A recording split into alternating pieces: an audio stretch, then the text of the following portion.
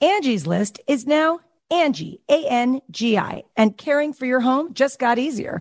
Whether you need help with routine maintenance or a dream remodel, Angie makes it easy to see reviews, compare quotes, and connect with top local pros who can get the job done right.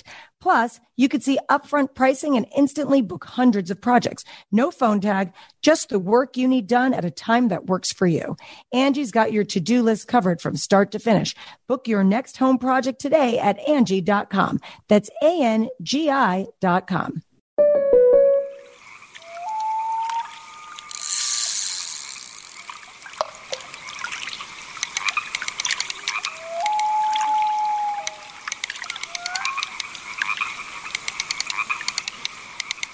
This moment of relief brought to you by your local State Farm agent, who also brings relief with all your auto insurance needs. Call State Farm agent Rachel Pannell in Kansas City today. All right, ladies and gentlemen, how's everyone feeling? Welcome to Story Smash, the storytelling game show. And now, please welcome the creator and host of the show, Story Smash, Christine Blackburn.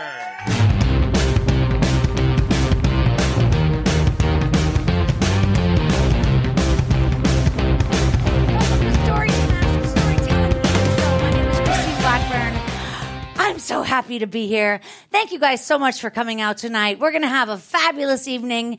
And let me now introduce to you the Wheel of Stories.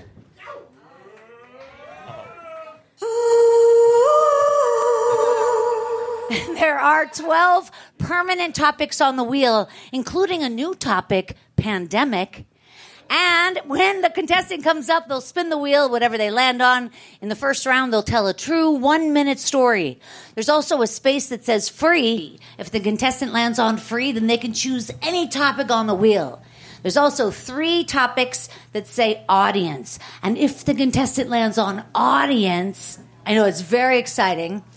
That's when you guys come into play and you can shout out your very favorite storytelling topics, and one of our expert judges will choose it to be the contestant's topic. All right, you guys, are you ready to play this game? All right, let's bring on your very first expert judge. All right, you guys, this guy is a novelist and a screenwriter. He's an artist and a producer. He's best known for his work on Seinfeld as both a writer and co-executive producer. He coined the phrase yada yada and double dipping and sponge-worthy.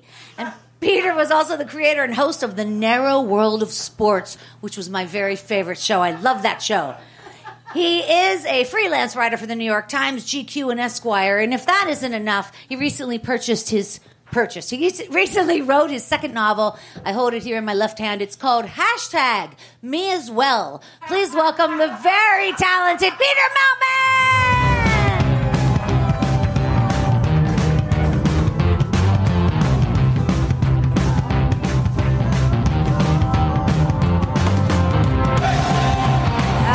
Guys, this next judge, she was Barbara Jean on the Reba TV show, Bonnie Wheeler on Baby Daddy, and you can catch her on Young Sheldon or playing 25 Words or Less. She was voted People Magazine's sexiest subscriber over 40, and she has a new podcast. She shares with her friend Reba McEntire. It is called Living and Learning. Please welcome the fabulous Melissa Peterman!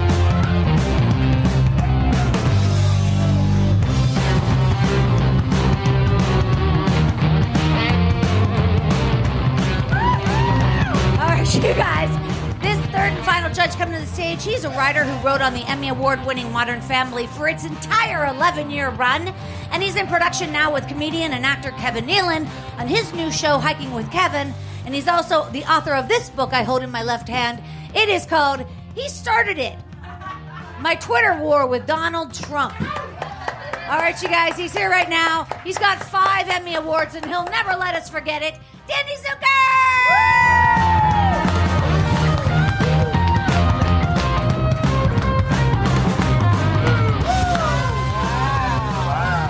I know, this is an exciting night. Welcome back, Peter. You haven't been here since before the pandemic. That is correct. Well, I've been here, but not with you. Not with me. Well, now you are. Melissa and Danny, you were both here last month. Welcome back. Thanks for having us. Yeah. Yeah, welcome, super spreaders. Woo! Woo! You guys, tonight we've got farm produce in action. These are zucchinis that I personally grew in my own garden. And you each get to take one home and think of me. Think of me when you do something, whatever you do with that zucchini. And guess what? Whoever wins tonight, they get one too. How about that? There's another one. These are amazing. I It's an know. emoji come to life. I'm going to send this to somebody. Is your Emmy inside there? You're going to crack it open I think and show us. this is false advertising if I send this, frankly. All right, you guys, we're going to play 3 rounds of the game tonight, like I said. And you guys, you are judging, as you know, on the story itself, the ability to stay on the topic, and, of course, the time. Because the contestants don't want to go over their time. You're responsible for your own clock. Because, Willie, tell them what happens if they hit 1 minute in the first round. Tase them. We got a fun little sound effect right here. Yeah, after the tasing, we got this great little sound effect. How come Boom. why do Stone Temple Pilots come on with every sound effect? It's in my rider. In the second round, we're going to do a true 2-minute story. And again, don't go over your time, because if you do, you might hear STP. What were you going to hear? What are you going to hear, Willie? I hope it's not He's back there really breaking glasses. It's really amazing. It's extraordinary. I'm telling you. And then in the third round, you guys are going to pick 2 of the contestants to go on to that third round for a true 3-minute story. Wow. Yeah. That's so much to think about, Christine. Melissa, what do you think would be the hardest to tell? A 1, 2, or 3-minute story? Well, I don't know. I feel like we're slowly becoming, we can't talk for very long, pay attention very long. Yeah. I think it's going to be hard to tell a 3-minute story because we want it short, we want it fast, 240 characters. So, yeah, I think it's going to be harder to go longer. That's what I've learned in my life. Peter? It's definitely going to be harder to listen longer. Danny, I'm glad you're back. Thanks for coming back. My God, it's so my pleasure. Yeah. Okay. Yeah. All right. Yeah. I think we're just going to start. Why don't we? Why don't we? We've got 4 people, actually 3 contestants' names right here in the Story Smash can of truth.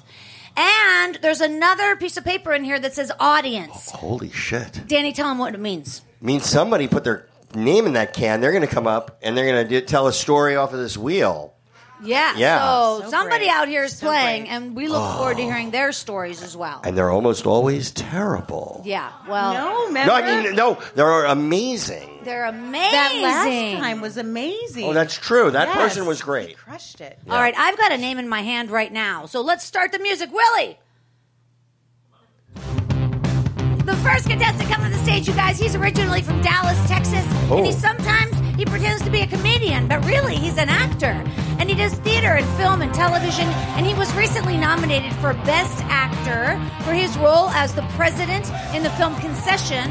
Yeah, and then that movie also won the best film at the Las Vegas International Film Festival. And he's here right now. Put your hands together for Charlie Daniels! Woo! All right, you guys, let's tell him what to do. Yes. Spin that Wheel. Charlie's a little bit in the dark over here. Willie, any more light on this side? Oh, Charlie Daniel landed on free. He landed on free. So Oh, my he can God. choose any of the topics on the wheel. Oh, okay. All right. I've never gotten free before, as many times as I've done this show. I'm going to pick... Not mom. I'm going to pick... Just because I want that. Your mother! No. I'm going to pick Hollyweird. Okay, Hollyweird. Okay, time started. My weirdest night in Hollywood ever was a date that I had. We were driving along, forget the street, but we were right next to a graveyard. And we got in the weirdest fight on the weirdest night on the weirdest thing that's happened to me in Hollywood. We're driving next to a graveyard, and out of nowhere, we see over the dark street, and you could see the lights. Over the fence comes a shovel, and just out of nowhere, the shovel. And we looked at each other and like, where the hell's this shovel coming from? And we got in a fight, and I slammed on the brakes. We got in a fight over where this shovel could have come from because I was so sure that the shovel was from a grave digger who was like just working and was so pissed off about working on Saturday night, he just threw a shovel over the thing. And she was dead set that it was grave robbers that were caught in the middle of robbing the grave and just like, get rid of the shovel, And so we fought, and she got out of the car, and I was so pissed, and she started hitting my car with a shovel. Okay, now look at that. He landed exactly on a minute, but I didn't hear the last word. What did you say? I said she was hitting my car with a shovel. Ooh, I hate when that happens. Weird. Melissa Peterman. First of all, I don't remember it like that at all, Charlie. I remember that you and we went to Red Robin. We had burgers and fries. I wanted to go to the cemetery to pay homage to my great aunt, Cheryl, and you didn't want to do it. I got upset, took a shovel, beat the shit out of your car, and you continued to call me for weeks after. Again, I don't know how to quit you. That's how you can't quit me. I just remember it differently. What was the conclusion? I think it was grave robbers. Don't you think? Like somebody working isn't going to get. I mean, he's not going to throw it over the fence. I still think it was a digger, grave digger. He was Grave pissed. digger. It was Saturday night. Why was that grave digger working on a Saturday? He was pissed. They made him dig the grave because their union is so strong that they don't work on Saturday nights.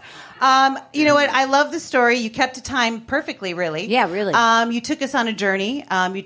We had a brush with death, but not death. So I'm going to give you 14 out of 15 on that one, Charlie. With no points. There are no points in this game, but I'm going to stick with that and give him 14. Danny Zucker. I mean, he was working the graveyard shift.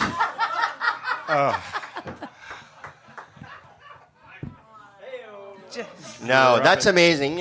Being in relationships, I'm recently, I'm going through a divorce right now, but it's those little things that you fight about and they get out of control. My wife Dax would say, she wished I were a better listener and I wished she were Asian. And I think those are the things that become really hard and irreconcilable. Ultimately, and but yours was better. I hope you and were you able to heal your relationship after all? I never saw her again.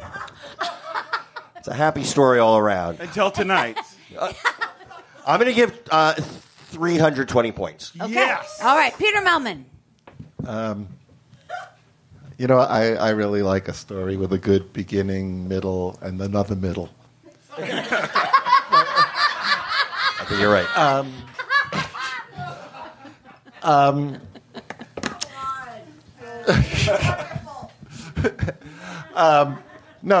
Fascinating story, and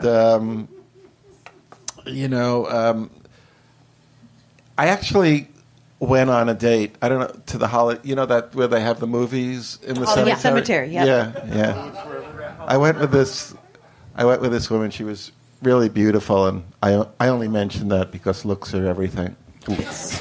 So important. But for a 1 minute story, it was very, you got started right away with this graveyard, and that got it off to a fast start. So I'm going to give you 35,000 points. Okay, 35,000 points. All right, Charlie Daniel. Let him hear it, you guys. Charlie Daniel. Charlie. Wow. That was very great. good. Yeah, I really like that. Did you hear that graveyard shift joke earlier? That was funny, Dan. I loved it. I was just really in the moment. Yeah. Yeah. Yeah, it's just the way my brain works. Yeah. You're just faster than the rest of us. Yep. That was like wordplay, wasn't it? Kind of, yeah. I don't know. All right, you guys. I have a Golden Globe. It doesn't even matter. I don't even know why I don't even know why I bring it up. Anyway, go on. Holy cow, I just pulled the audience member's name. Audience. All right, so Jim Coughlin, he helps me out every single month. He's going to be coming up to give Danny Zucker the can. And Danny Zucker is going to name the person coming up to tell a true 1 minute story. That person is Cindy. What do you think that is? Stott. Staub. Come on up, Cindy Staub. Come on up. You have the chance to win this zucchini. You got your zucchini bread. You got your zucchini muffins. You got your zucchini salad. All right, you guys. There she is, Cindy Staub. Thank you for playing. We're happy you're here. Let's tell her what to do, guys. Spin that wheel. Spin it. You have to spin it, Cindy. Yes, you do. Okay. Spin that wheel. That wheel. Okay, we're not off to a great start. I have... No, it's fine.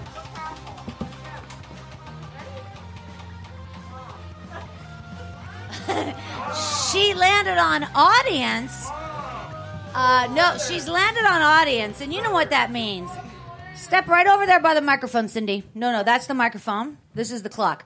All right, this is the chance for you guys to yell out your favorite storytelling topics, and then Cindy's going to tell us a story about it. What do you want to hear? Family. Surgery. Ooh, that's good. Pets. No, we got... Brands of mayonnaise. Charminia. I can do Charminia. What does it mean? You don't know what Charminia is? No, I don't. Everybody knows what Charminia Oh, my God. Every week it's another Charminia story. So you go to the gynecologist. Okay, no, wait a second. I'm ready. No, give it to me. Is that what you want to hear about? I want to hear about Charminia. Yeah, I do too, because I don't even know what's happening. I'm going to go over here now. Hit it. We're about to find out. We got a minute to find out what about Charminia. All right. Who wants to know what Charminia is? We do. Okay. And begin. Really? Yep. Are you sure? Yes. All right. Charminia, you go to the gynecologist's office. You're there to get your pap. What's the first thing he wants? He wants you to get a urinologist. Go pee in the cup, right? So you go pee in the cup and you wipe. And you're like, oh, my God. Okay, I'm done. I'm hurrying. I got to get back in there. And you're on the table. The doctor, there is him and his assistant. And they're like, oh, there's something white there. Oh, Amy, we have a definite case of Charminosis. It is Charminosis. And it's the residue. Okay, that's it. That's all I got, guys. Bravo. All right. 52 seconds. 52 seconds. I mean... I still don't know what it means. No. Andy Zucker. I mean... Stay here, my Cindy. guess is that you had failed to get all of the toilet paper out of your nether regions. I did not get it all out. I can, And they called it Charminosis. Oh, it went from Charminia to Charminosis. I love it. Look, I'm going to just riff off of Peter here. A lot of people are very constrained with the beginning, middle, and end of a story, or that a story should have a point, a joke should have a punchline, a setup should have anything. And I just think it was so freeing that your story had none of that. None of it. And it took courage in a way that I haven't. No, and that's what No knowledge that That's what it was. Very. It was very room. It was very the disaster artist. It had that vibe. I loved everything about it. I can't wait to see your 2-minute story. 9 million points. Thank you. Melissa Peterman. Cindy, do you have any other doctor office stories? Because I feel like this is a series. I do. This is OB-GYN. Yeah. I mean, we can go on to the urologist, the gynecologist, the OB-GYN, whatever. The OB-GYN? Yeah. I have so many stories. The OB-GYN and the urinologist. Yeah. I loved all about it. Yeah, me too. I loved hearing all about it. And I want to know what office Whatever you go to. I want to hear it all. It's a good thing you didn't have sandpaperitis. That would have hurt. Yes. And you're right. Yeah, that would have really hurt. Yeah, Charminosis is easy. I mean, they can... And where an office do you go to that they have Charmin? My guy has that awful Scott tissue. So I know, and I love Scott tissue. You know, it lasts forever. Yeah. I mean, you I feel like you've got so many opinions on all sorts of things like that, and I want to hear it all, and I can't wait. Anyway, Cindy, you weren't a pro, you weren't ready for it, and you came in, and again, like Danny said, it was all over the place, and I was along for the journey. It was sort of like a roller coaster ride, and I forgot to put my lap bar down. You know what I mean? Thank you. For Yes. riding the So roller well done. I'm giving you 18 rolls of Charmin. Yes! Woo! Peter Melman. Come on, Peter. Give it to me. Oh, I wouldn't. I wasn't really listening it's up to you, because Peter. I'd like there to be like just one area of the planet that I don't have to It was know the about. vagina. Like I don't really know what's going on in a gynecologist's office, and can I just be ignorant about one thing? Do I have to know fucking No, everything? not the vagina. Right? Anyway, Right. Okay. yeah. Not the vagina. For an ad lib and a terrible subject, you did pretty good. Thank you. All right, let her hear it. Cindy Stroud, nice for playing. Stout. Stout. Can you spell it? Stout. Oh, Stout. Stout. Well, I didn't know that. Yeah, I didn't know it either. All right, Stout. Cindy Stout, let her hear it. Good job. Okay, get out of here, man. Get out of here. That's right. Get off the stage. Get out of here, man. You gotta go. All right, you guys, coming up right now to tell a true 1-minute story. Okay. This is great. All right, you guys, this comedian, she's an artist and a comedian, and she plays clubs all over town. I do a lot of open mics with her. We have a blast. Her name is Abby Shackner. Oh, we love Abby! Woo! All right, you guys, let's tell Abby what to do. Spin the wheel, Abby. Well, that's a good spin. Oh, that was a strong spin from the core. Thank you. I'm afraid I can't look at it. It's dizzy. What's happening? Yeah! Holly Weird. Can't wait. I can't wait. Oh, do I get to just start whenever I want? Yeah. Oh, well, 5 or 6 years ago, they found a head in Griffith Park. And Maya Rudolph's dog apparently found it, and I said to myself, I'm going to know that head. It was between 40 and 70 years old. They said it on the news, and I went for a walk in my neighborhood, and the first guy that I saw that I thought whose head it was, he was still alive. He was like an Armenian Humphrey Bogart, and he would hit on me, and he was always depressed and sad, so I'm like, he's living, it's not him. A couple days pass, I let it go. I'm watching Shark Tank like 2 days later, and the head pops up. I knew the head! His name was Hervé. He lived on the other side of the Sikh temple. I lived on one side. He lived on the other in Los Feliz. And I called my friend that I knew that knew Hervé, who wasn't surprised that Hervé was killed and had his head chopped off by an axe by his lover. And I went to yoga class that night and told everybody that the head that they found, he was not a perfect man, even though years later on Dateline they said he was. Wow. Abby Shackner. It's a perfect 1 minute and 1 second. Great story. Peter Melman. Unbelievably great story. Not quite making the connection with Halloween, but No, Holly Weird. Oh, Holly Weird. Like weird things that happen in Hollywood, right on target. My mistake. Fantastic story. God, I didn't think those things actually happened except on, like, Law and Order. They find heads, like if two people are having a catch, Like, the ball is overthrown, boom, there's a head. Yeah. So I'm glad to see that these things really happen, and you've totally enlightened me. I don't know. I can't say enough. And although I can say enough, I've said more than enough. Well, listen, Peterman. Well, first off, the opening line is that's how you get people, right, Danny? I mean, I don't have any Emmys, but you got to start off strong. Yeah, right? You stop reading after the first page, and that was like boom. It was boom. You had us in right at the beginning. Quick question. Was somebody on Shark Tank taught? How did the head pop up on Shark Tank? Was it like, are you tired of not being able to find your head? I mean, what? Was it a product placement? What? No. The news.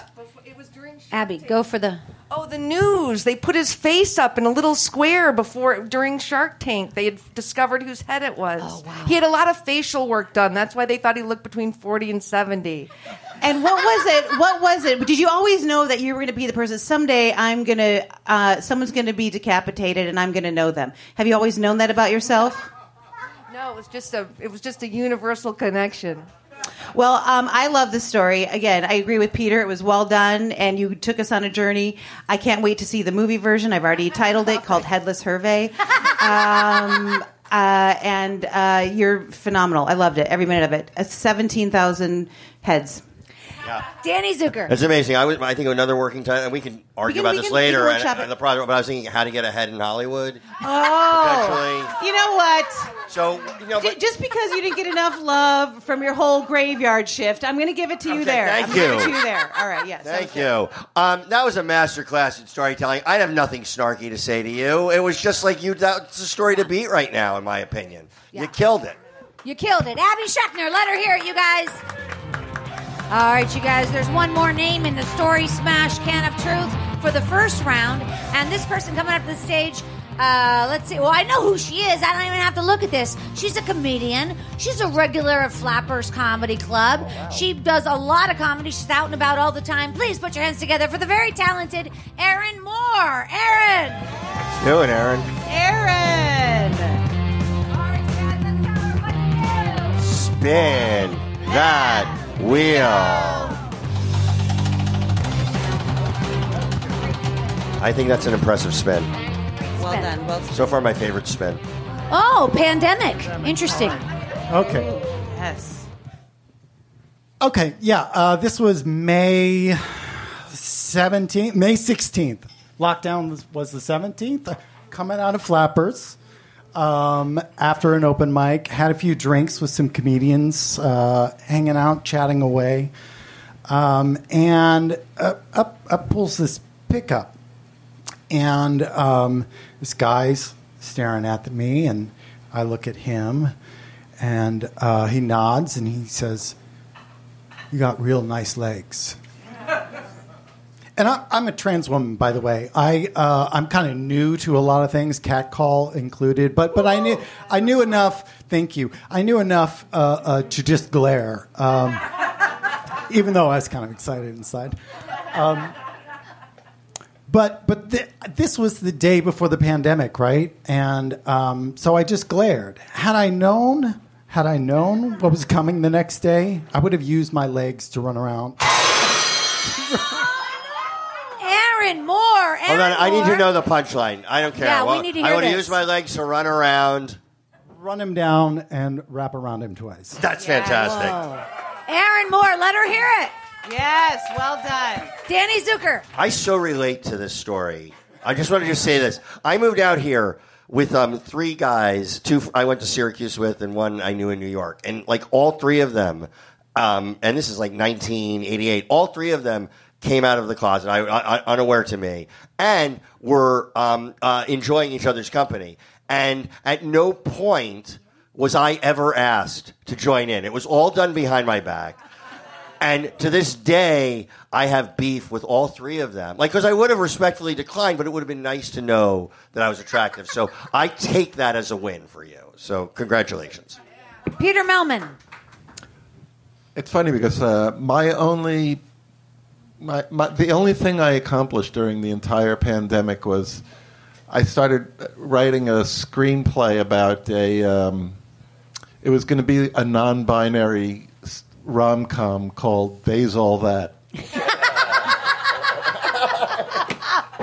And that's the only thing I got done. So, but, you know, I do love hearing stories about, like, the people's, like, the days that when the pandemic started. Mm-hmm. I'm actually fascinated by your story and, like, what you would have done.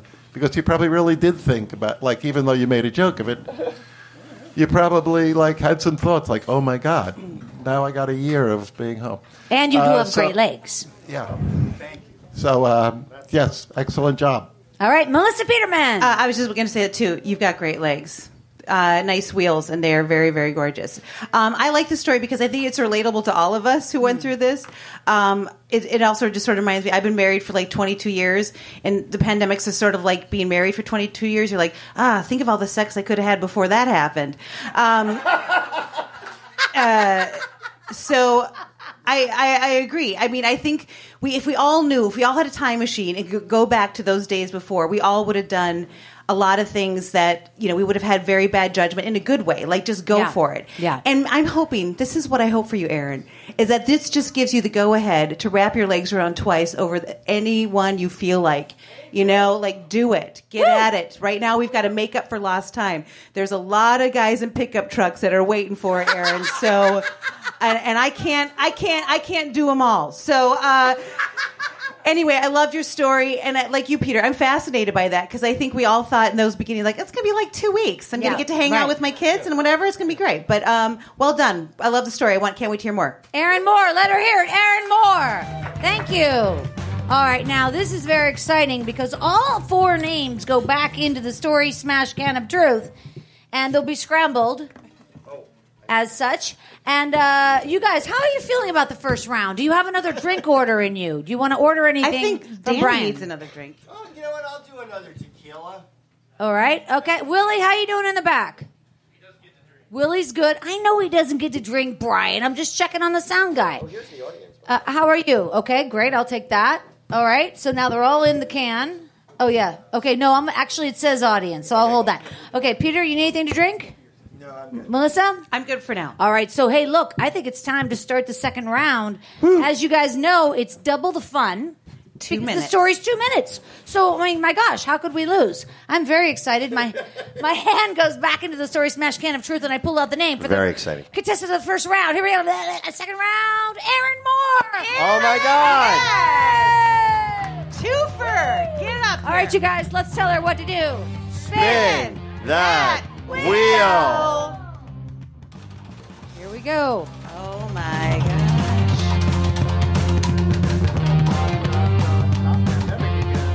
School days. School days. Okay. Go ahead. Yeah. I was a rotten kid. I was a rotten kid. I'll blame it on being transgender, but I think I was just rotten. This is a drug story. I was teens, hung out with the wrong crowd, one could say, and we went out. We did some psychedelics, LSD. Had a very good time. I came home and I was still tripping. This was probably, 5-6 hours. I got a couple more hours to go on this ride. So my mom was sitting there waiting for me, and she says, "Aaron," my name was still Aaron. "Aaron, we need to talk." I'm like, "Oh shit, okay." The carpet's breathing, and we sit down. And this is serious. I know she's got a serious tone in her voice. I know this is going to be a serious talk. And she says, I was talking with some friends today, and I found out about your friend Brian. Brian. Now, I'd been hanging out with Brian earlier that night with the LSD. And she said, I found out he's a drug dealer. And I said, "Oh, Mom, that's not fucking true." And I never swear in front of my mom. But she goes, "Yeah, no, I heard he deals drugs."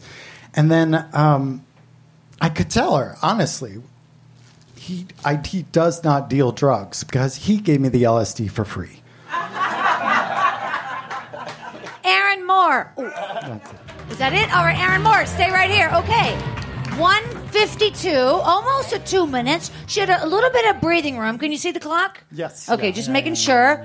Melissa Peterman. How old? What grade was this? I was ninth, really a freshman in high school. My son's in 10th. I should get home and find out what he's doing because there's a kid named Brian at our house right now. For real. I'm terrified. So 9th grade. So Brian, are you still in touch with Brian? I saw him in college. He's not doing well. He's not doing well. No, you would think with that he's struggling. trajectory of dealing in 9th grade that the world is his oyster. He's an entrepreneur. And so did your mom think at any moment during this that you were high as a kite? No.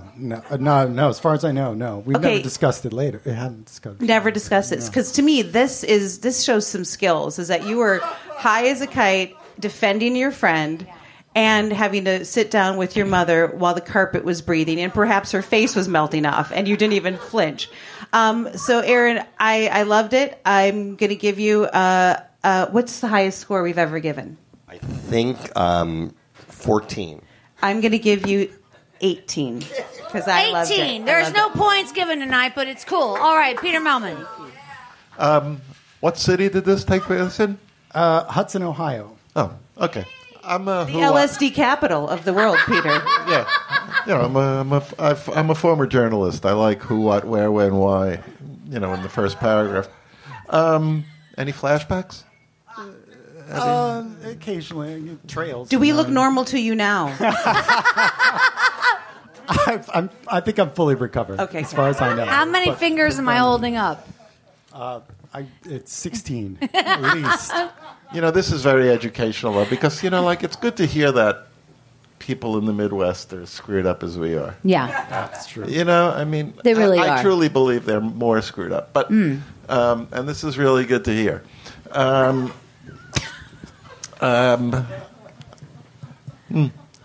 Okay, school days. I like that you're looking at your notes. You have nothing written I there. have nothing. I have nothing. It's a little drawing of a house. I think it was a great story, especially considering that she had the last story. Interesting. This was like a day game after a night game. Yeah. Thank you. I think she pulled A it off. matinee and a night show. And because, I have to reduce everything to sports. Yeah. Okay, 18. 18 tabs of acid. There's no points. Danny Zucker. Yeah, I will not give her credit for that. I'm sorry. No, I do give you credit for this, though, keeping it together. I'm going to tell you quickly. I took mushrooms in college, my freshman year. First time, I was a straight A student in high school. I did one of those things where everybody took like a handful of mushrooms. They're all tripping. I'm like, I don't feel anything after an hour. They say, take more. I take more. And before it gets to here, the first batch kicks in.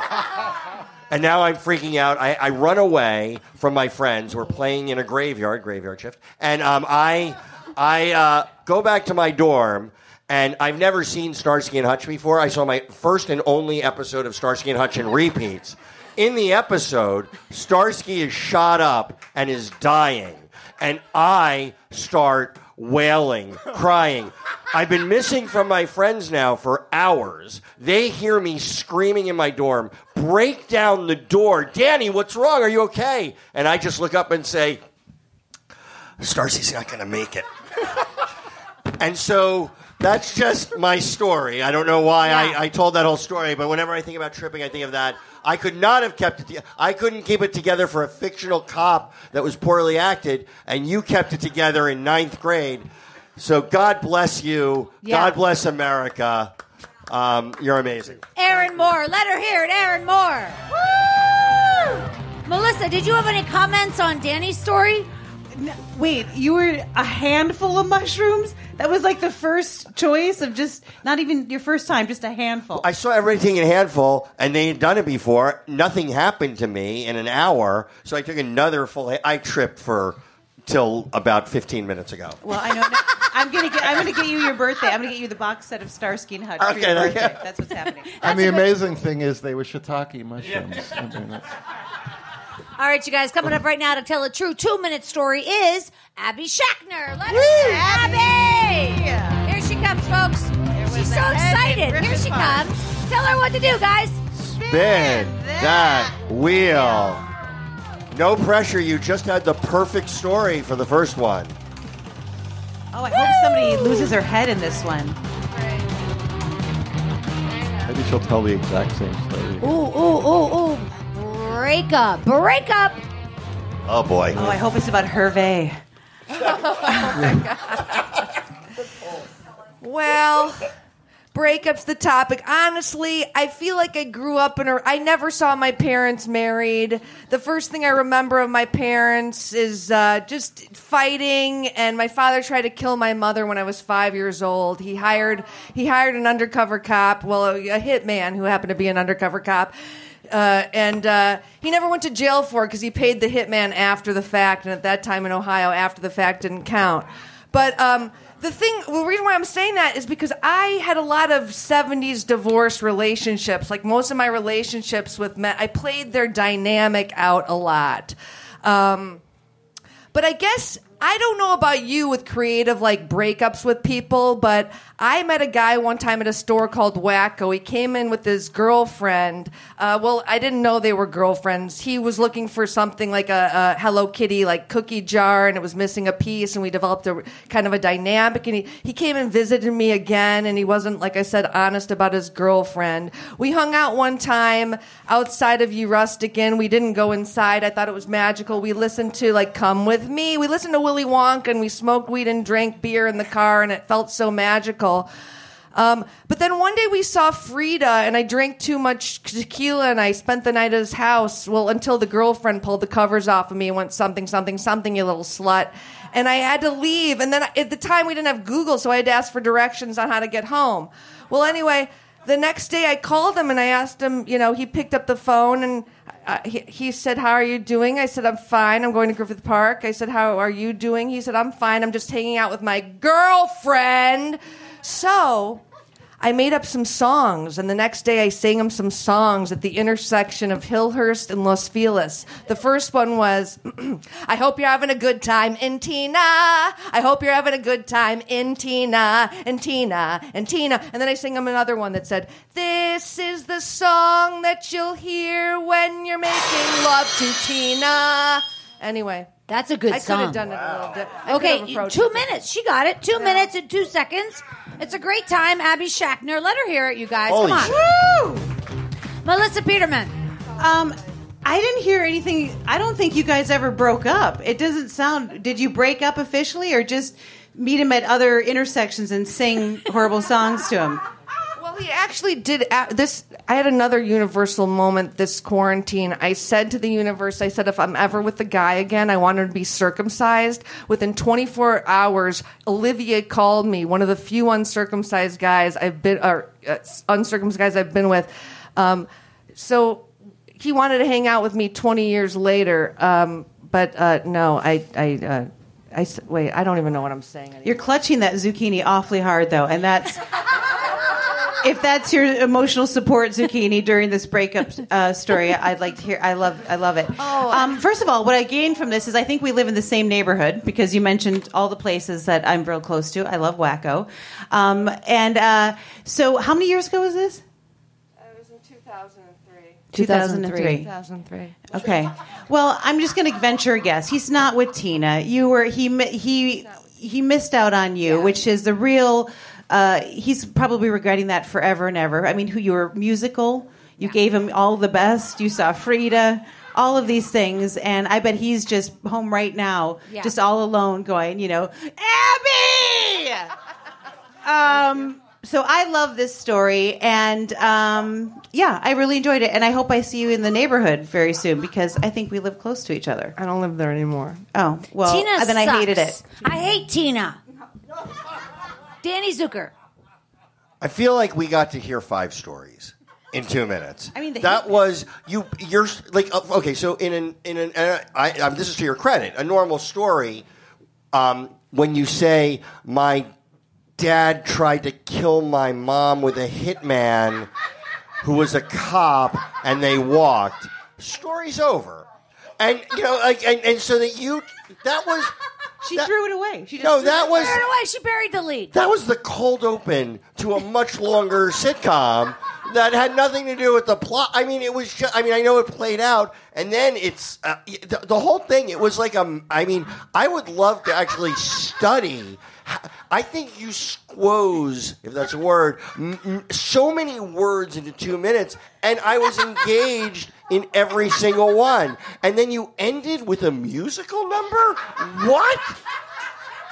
Are you kidding me? Abby Shackner. It was like Westworld. It was, it was all over. Kaleidoscope. I haven't felt this way since Starsky sat in that hospital bed. Yeah, that was tough. Yeah. Amazing. Okay, Peter Melman. I think I missed the segue between Ohio and L.A. Anyway, wow. Yeah, the murder story starting off. What Yeah. See, she was setting up her psychological damage first before getting into the relationship. It's smart. That's backstory. Exactly. It's a horrendous backstory, but it's backstory. That is total backstory. Now, this relationship with the guy doesn't. If that was my worst breakup, I'd be the happiest person of all time. Yeah. And by the way, I know him. He's dating Halle Berry now. Yeah. Anyway. Abby very Schachner. entertaining. Abby Schachner. Let her hear it. I loved it. I love that story. Good job. What's not to love? What's not to love? Her father. I just want to know more about her parents. I know. I know. That's a true story. You can't recover from that, right? Well, That's she's a lot. recovered. She looks great, don't you think? I mean, the marriage can't recover. I mean, even if they stayed together. Like, remember when you hired a hitman? Oh, you didn't get the dry cleaning? Like, that's gotta... Oh, that's okay. Yeah, that's right. You bring that up all the time. All the time you'd bring that up. Yeah. Gotta All right, take the you guys. trash out. That's right. What am I wiping off? I can't decide. Anybody wipe? Okay. Zucchini. Speaking of wiping, And my hands are... Charmy, don't, what is it? Charminia. are we there? Charminia. No. Is that like a sexually transmitted disease? It might be. Could be. Ladies and gentlemen, oh my God, speaking of chlamydia, coming up right now to tell us true 2-minute story is the one and only Cindy Stout. Cindy Stout, get up here.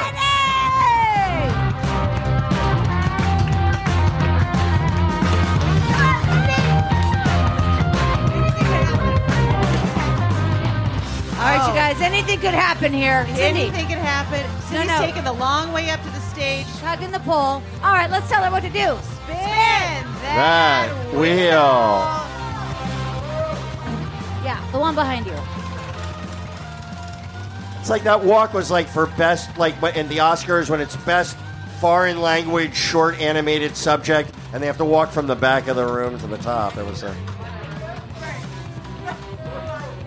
Oh, nice and simple. Vacation. Nice and simple. Oh, here we go. We believe in you. Give me. Come on. All right, I went on vacation. This is. I've grown up brunette my whole life. I know. Look, this is very blonde, but the roots have taken in. Okay. So on this particular vacation, I grew up. And I'm with my aunt, my uncle, my cousins. We're out there, and oh my God, this is so painful. All right, so the Rocky Mountains. Yeah. No, you got this. You got it. We believe in you. Go. This is really bad. Tell us about the Rocky Mountains. All right. The balls is ticking. Oh my God, I cannot do this. So, what happened in the Rocky Mountains? You got it. You got it. You got it. The Rocky Mountains. This is going to be painful. Yeah, you got it. Oh my God. Oh, I'm sorry. So anyway, yep. Oh my God, Charlie, don't do this. Did your father try to kill your mother? So my mom got killed by my father. He cut her in half. He thought she was Lady Dahlia from L.A. He thought she was a Black Dahlia? Yeah, it's a very pent-up frustrations about L.A., Lady Dahlia, and cut her body in half. It's awful, and I'm sorry. No, give it up for Cindy. It's so bad. Cindy Stout. No, this is hard to do. Cindy Stout. Come on, Danny. Let's Cindy, hear it. that's hard to do. No, we give Cindy. you a lot of credit. No, she wants to retreat, but that was a good job, Cindy. Cindy, I'm going to tell you right now, that would have been one of my favorite toasts at any wedding I'd ever been to. Yeah, for sure. That would be a good toast. I've seen that toast, haven't you? Like, Oh, yeah. I used to be a brunette, and then my mom, and we went to Rocky Mountain. And you know what? There's one reason, your love and you together. And I never thought. You guys, I'm so bad at this. And then I was when I look at you two, and when you just look at each other, just take care of each other. Because my mom, when we were there, and you can dye your hair, but you can't change everything. And so just to you guys, I love you. Yeah, Melissa Peterman! Cindy, that rocked. That was Peter Melman. That was the most hysterical thing I've ever seen up close. Peter. That story didn't go where I thought it was going. Yeah. I thought it was going to be like a Grand Canyon story. Yeah. I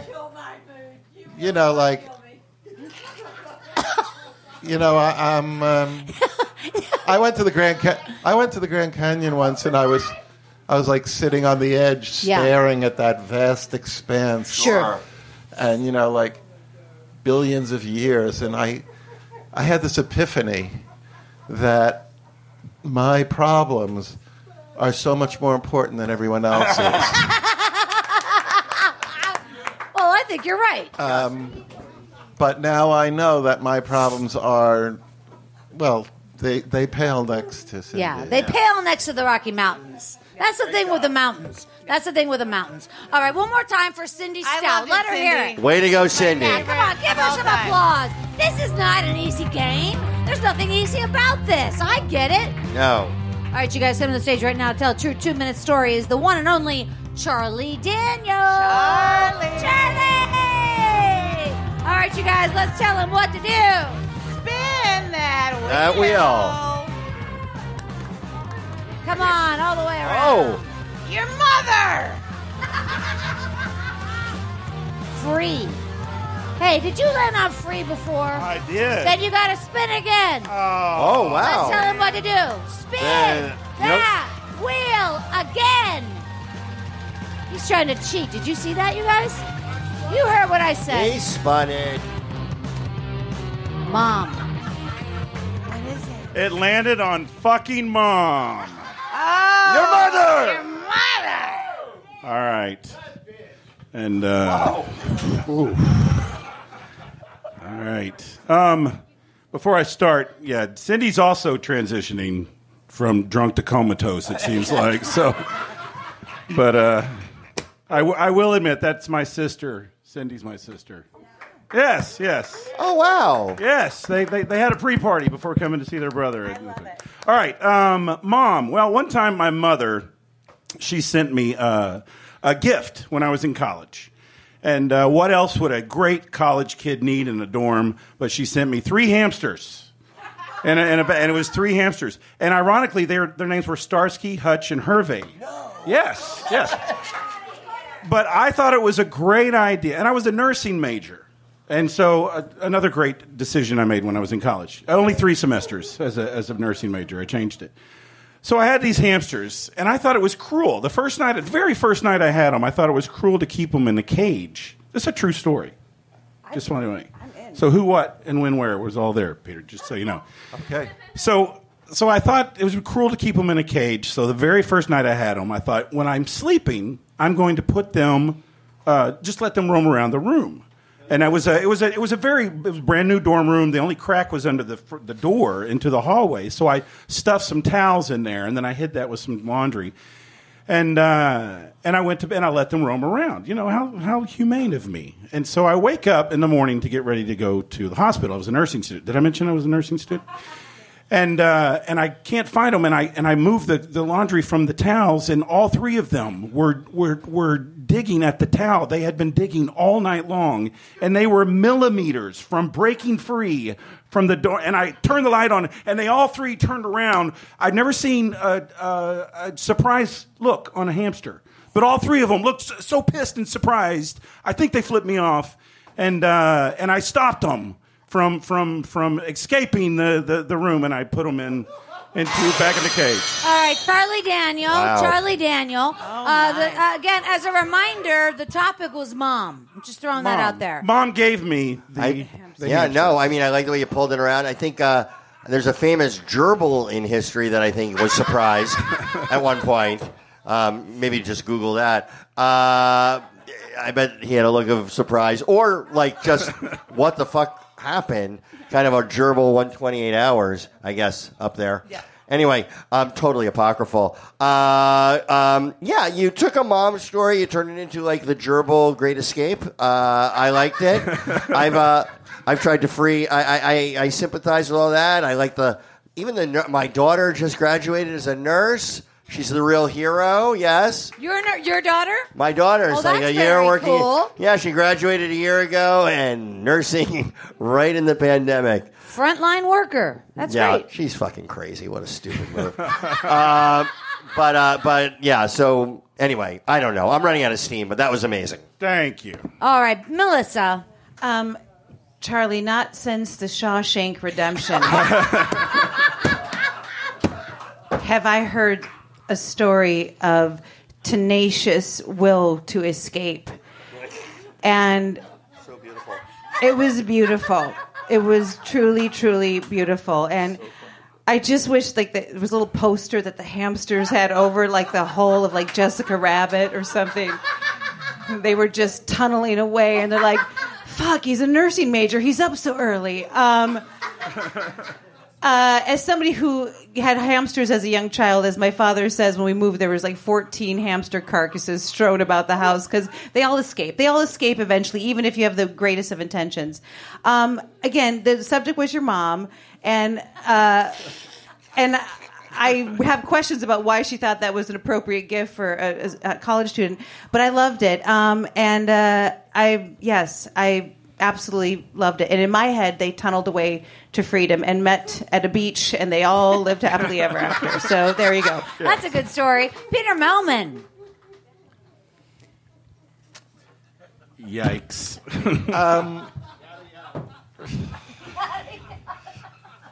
Yeah, I mean, I agree that, the transition from mom to hamster was so fast. Genius is the word you're looking for. I mean, doing it without a segue at all. That was... but, it is kind of weird how what mothers will send to you in college. So I did kind of relate to that. Once for my birthday during college, my mother sent me a check for $30. And then 2 months later, I got mononucleosis, and she sent me $75. Ooh, wow! Well, that's. I mean, I was thinking, like, what can I get next? I could make it get $1,000 for easily. Yeah, hepatitis. Yeah. But what about chlamydia or the charmitosis? Chlamydia is worth at least $1,000. Charmitosis. Don't squeeze the charmydia. Charmydia. Okay, well, that's okay, great. Charlie Daniel, let him hear it, Charlie Daniel. Wow. I appreciate that nobody used a Charlie Daniel joke. You know what I mean? Yeah. Nobody talked about the devil went down to Georgia. He's heard it all before. Yeah, why bother? Not going to do it. Now, this is the exciting part of the game where our expert judges are going to take two of these names and they're going to put them back into the Story Smash can of truth. And at that time, two people are going to be in that can. So it's very exciting. Let's put a minute on the clock. Oh, it's already going. So, take your time. Hey, you guys, give a big round of applause to Willie in the back. Willie, thank you. And Brian at the bar. Thank you, Brian. Lindsay at the box office. I love Lindsay. Love Lindsay. She's out there. It takes a village to make all this happen, you guys. Jim Coughlin right in the front. Thank you, Jim Coughlin. Come on. Give it up for Jim Coughlin. Woo! And a big thank you to all of the storytellers who have played tonight so far. Well, that are going to play tonight at all. Charlie Daniel, Abby Shackner, Cindy Stout, and Aaron Moore. Those four are all superstars right out of the gate. So thank you, everybody, for playing. Bravo. And now it's been only 45 seconds, but it looks like the names are in the can. Melissa, how do you feel about this? Well, it was a hard one because I really wanted to hear another story from everybody. But we made an executive decision here. So I just wanted to say I disagreed with these decisions. But I was like, I think they did a really good job. And then Melissa was like, fuck you, Danny. that person blew. And I was like, hey, that's not cool. And she's like, eat my... And it just got ugly. Yeah, that is ugly. Yeah, and that was all true. That was all true. No. By the way, did you know that the winner tonight wins my famous chocolate chip cookies? Yeah.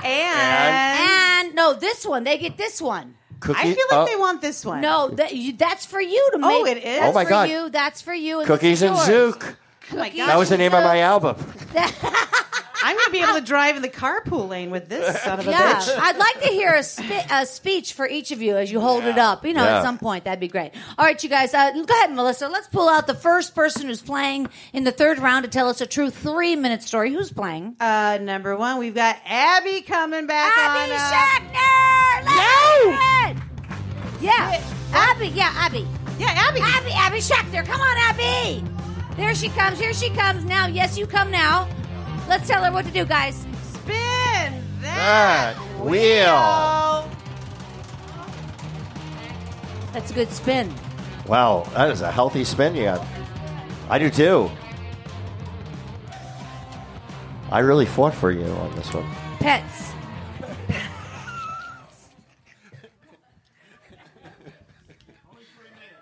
know, but you gotta choose an idea. Pets. I have a pet. I have a pit bull that I adopted, and I have a Roomba that I was a stray. I found it in North Hollywood. It was sucking chicken bones and glass, and now it's at home with me. I had a French bulldog years ago, and I loved my French bulldog, but my French bulldog made best friends with my friend Laura. And Laura would come to my house like for parties. She wouldn't really socialize. She's a very nice person. Wouldn't socialize as much with people. She'd hang out with the dog, and my dog loved her so much. Like, she came to this party one time. The dog vomited his like full size of, like the vomit was his body size. Oh, God. They had so much fun together. And that was an interesting party because I made weed brownies, and some of my friends, like, who never smoke weed or eat weed, they left without being able to talk. But Laura had this relationship, like I did some yoga trainings, and Laura would hang out with my dog Milo, and they'd go on fun adventures, like go to the dog park and the dog beach and all that stuff. But over the years, towards the end of his life, I moved in with a boyfriend in a home that had a lot of stairs, and Milo was having a hard time. He was aging, and then I broke up with the boyfriend, and I moved to a studio apartment where the dog couldn't really stand on the floor. Like, his legs would split, and it was really painful to watch my dog. He was turning gray, and he couldn't stand on the floor anymore, and I had to stroll him, and he would pee down the stairs in the front of the building, and they had to knock on my door and tell me I had to carry him out, and it was really terrible. And I had a rearranging problem in the studio apartment. It was about as big as a stage, and for 17 hours a day, because I had moved out of a lovely home in Lake Hollywood, I would rearrange my furniture for 17 hours, and my dog would just look at me, and it was just, he was just terrible. He was aging, all this stuff. So I called my friend Laura, and I told her I needed to put the dog to sleep, and she said, no! Don't put him to sleep! She was going to Costa Rica to live for a while, and she didn't want me to put the dog to sleep before, she wanted me to let him live for a while. And anyway, when I did eventually put the dog to sleep, I was going to include Laura, but I decided I couldn't bring Laura to the vet when I put him asleep because I was afraid that Milo, my dog, was going to look her in the eyes and then put his paw on her hand, on her, and then pass away looking at her. So I didn't include her, and I made it just my own thing. And I still have Milo's ashes, and I love him very much. I've never done anything with it, but maybe a fun thing for me and Laura to do would be to go to maybe Griffith Park where Hervey was, or the dog park, and sprinkle those ashes, or maybe at the coffee shop we used to go to. But I just could not include my friend Laura in the death of my dog Milo because I loved him, and yeah. Abby Shackner, Abby. Oh my God, it was such a great story. She landed exactly on 2 minutes and 59 seconds. There was a light smash, but not a lot. Thank you, Will. Melissa Peterman. Forget Marley and me. I want to hear Milo and me. I love dogs. I had 3. We lost Janet a couple years ago, and that's a hard thing to put a dog when it's time to go. And a lot, again, death does bring out a lot of emotions. Some of them just jealousy. You're like, I don't want Milo surrounded by too much love, just my love. I get that. I would feel the same way. I think you should maybe sprinkle Milo in Wacko or E-Rustic Inn, all of those places. I love this story. And do you have another dog now? I have Jai and a pit bull. You have another pit bull. Well, I'm all for rescuing dogs, and this story it rescued me, Abby. It really did. It rescued me. So well done. I loved it very much. All right, Danny Zucker. It really hit me. We recently, we had to put down a dog. She was fine. We didn't like her. It just was like, it was a pain. But it was a sad story. I mean, there weren't a lot, it was like sort of, I think Schindler's List had slightly more laughs there at the end than that particular story. Wasn't where you were going with it. But look, I felt your pain, and I guess I'm feeling something. And that's you never do. Which I'm dead inside. Yeah, you're dead inside. You're usually numb. I felt sadness at the only 2 times I felt tonight are sadness at your story and utter terror at whatever Cindy was going to say. So thank you for that. Peter Feldman. I totally sympathize with your the loss of that cute little French bulldog. You losing a dog is actually. It's worse than losing a family member because, you don't have any mixed feelings about your dog. By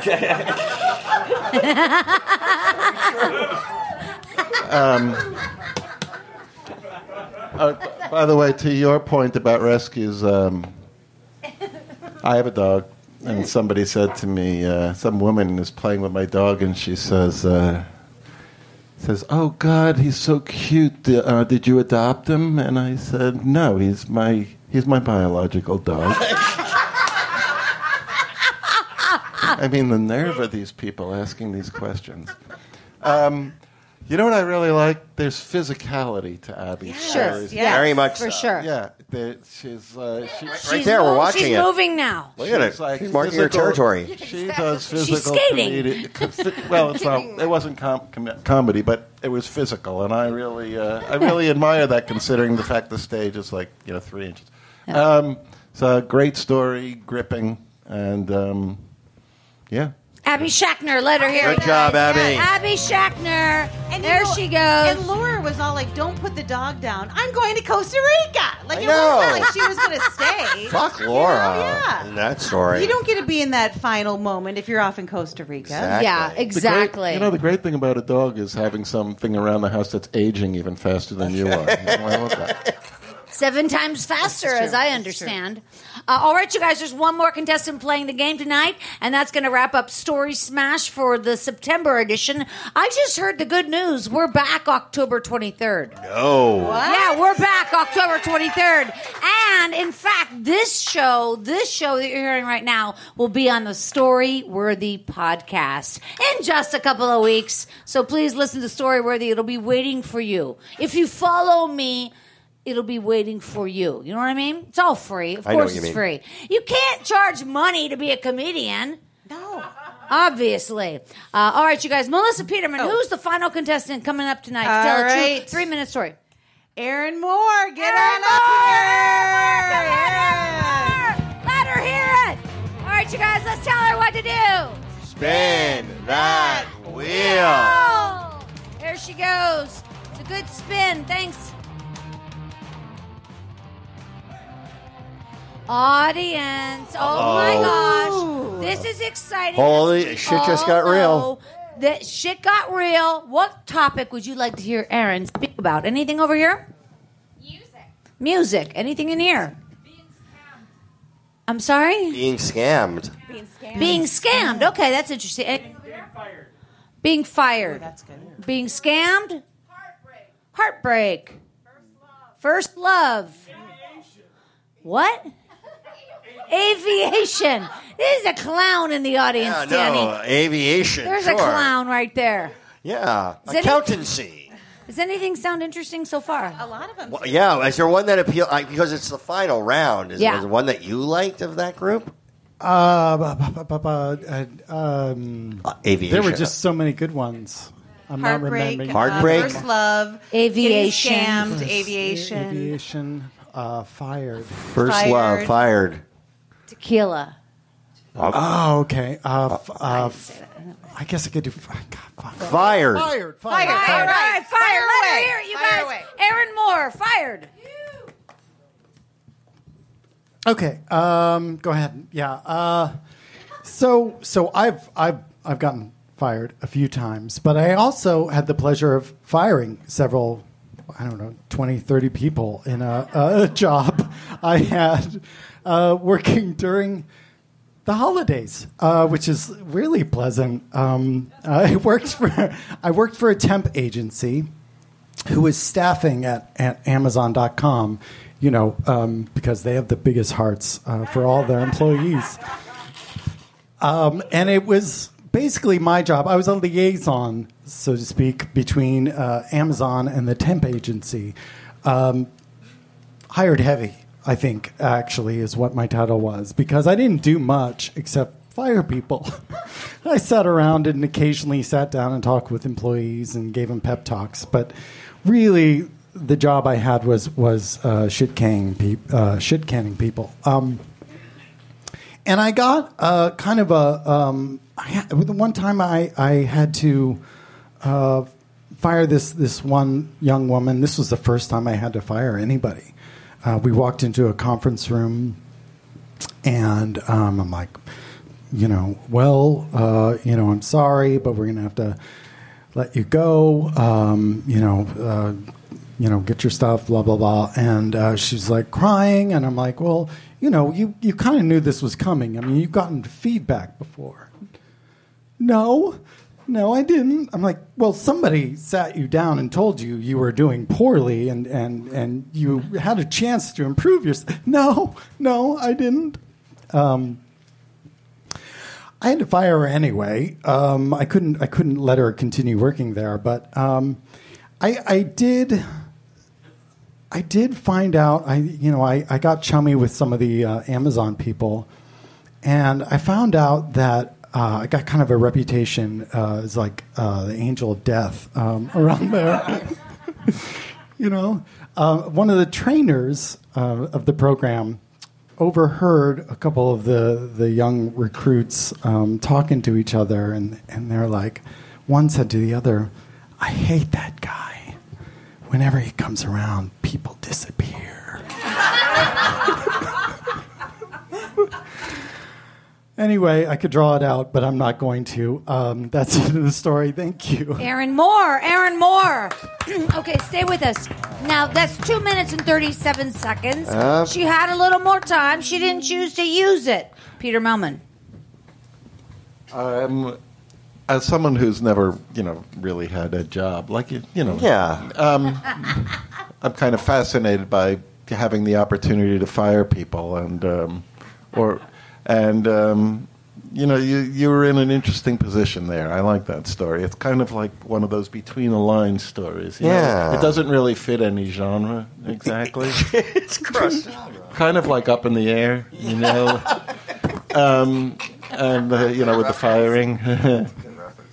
Yeah, I spent a lot of time watching TV lately. I kind of like that story. Thank you. Thank you. Danny Zucker. Yeah, I have had to fire. You've never had to fire somebody on a show? I just didn't pick them up. Oh, I had to fire. No, I stressed out. The first person I was going to fire was like a casting person. I was like, oh, it's just not working. It's there. And I was like, how am I going to do this? And I was up I didn't sleep at all the night before. I couldn't do it. And then we had a casting session, and she was just like, whatever. There was something, she just said something so nasty. She was basically like, how you doing? And she's like, I can't talk right now. And I was just like, because I was stressing, how am I going to fire her? And like, we're in the elevator, and she's like, so how's it going? She's like, I really can't talk right now. And I said, "Oh, cool, you're fired."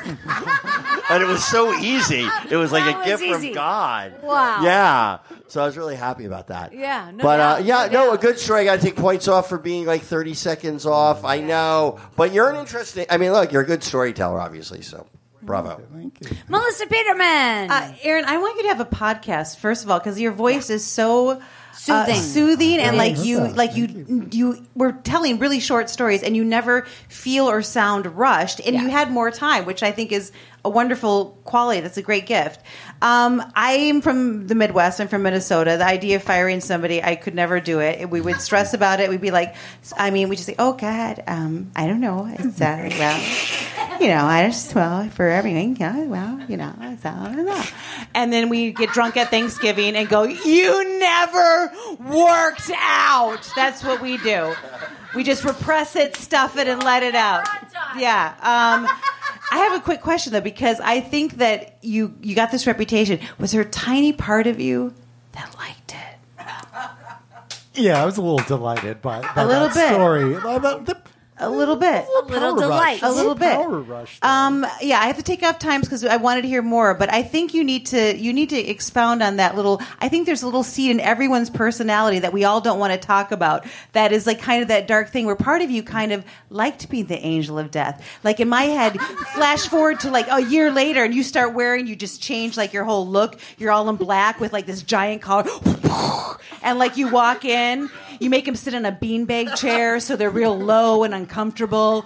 And, like, you really just embrace the firing. You know what I mean? You only offer one thing, and it's really just lukewarm tea. You know, you make it uncomfortable. So that's where I went. And I think in the next 30 seconds, that's where you would have went, too. So I enjoyed it, Aaron. Well done. Well done. Aaron Moore. Holy cow. Well. We find ourselves at the end of another game of Story Smash. What a great time. Let's put a minute on the clock, and then our fine judges are going to put a name of the winner in the bucket, and then that's the person who wins the game and receives a quality zucchini and my homemade chocolate chip cookies. I know. What do you want, man? What do you want? What can I give you? You want a cat? I got several cats. Ladies and gentlemen, we will be back here on October 23rd. You can get your tickets right now from Lindsay in the front. And we're going to be in the bar after the show, hanging out right across the way there. So come on over to the bar. And another big round of applause to Willie in the back. Willie, thank you so much, man. This is Willie's first time on the sound, and I think you did a great job. Let's hear the smash again. Come on, Willie. See, he knows what he's doing. Some of the smashes are weaker and some are stronger, but it doesn't matter. Big round of applause to Brian at the bar. Brian, thank you for putting up with us, hanging out with us, playing the game. Lindsay in the front, great girl. Say goodbye to Lindsay on your way out or on your way to the bar. And again, we're going to be back here October 23rd, and this show will be on the Story Worthy podcast in just about a week or two. All right, you guys. So now this is a difficult decision. How do you feel, Peter? Tell me how you feel. Peter? Microphone. Again, Danny was the odd man out. Yeah, this is a hard one. Sorry. And the use of the expletives. So much language. I didn't like that it got so racial, frankly. But yeah. It's ugly. Melissa, any thoughts? Final thoughts? This was hard. I would have to say, because we enjoyed them both so much for two very different reasons, like very different styles. Yeah. But really enjoyable all the way through. So yeah, this one was hard. This is truly one of the hardest ones we've ever One of the hardest One of the hardest ever. Danny, you've done like 35 of these shows, man. Yeah, and I just say that every time. Usually I know you do. That's what I was honestly, it was getting at. really easy. No, this was really, truly hard. Because they were both so different. It was very, very tricky. Right. But I think you'll like the choice. Okay, well, we're gonna call the name of the person up. They're gonna come to the stage. We're all gonna grab our zucchini for a great picture. And then we're all going to be in the bar. All right? Does that sound good, everybody? Are you happy? Are you happy? Yes. Thank you. All right, you guys. Tonight, the winner of Story Smash, September 2021, Melissa Peterman is... No, you got to look. Read it. You read it. Oh, my Lord. I hit myself with a... You read it. Is there a tie? Cindy, get the fuck out. We wanted to give Cindy No, here you go. They said it said Cindy. Cindy, I love you. Fuck these guys. Okay, the real name. We wanted to give you Cindy guys. a shout out. Big round of applause for the one and only. I can't do it. Aaron Moore. Aaron Moore. Come on up, Aaron Moore. You are the winner of Story Smash. Enjoy your zucchini and your thing. Big round of applause, you guys. Danny Flippin' Zucker, Melissa Peterman, and Peter Flippin' Millman. Come on, you guys. Give it up. My name is Christine Blackburn. Good night.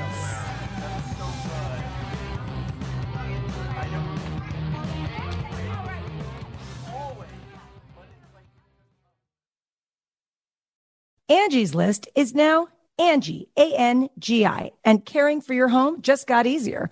Whether you need help with routine maintenance or a dream remodel, Angie makes it easy to see reviews, compare quotes, and connect with top local pros who can get the job done right. Plus, you could see upfront pricing and instantly book hundreds of projects. No phone tag, just the work you need done at a time that works for you. Angie's got your to-do list covered from start to finish. Book your next home project today at Angie.com. That's ANGI.com.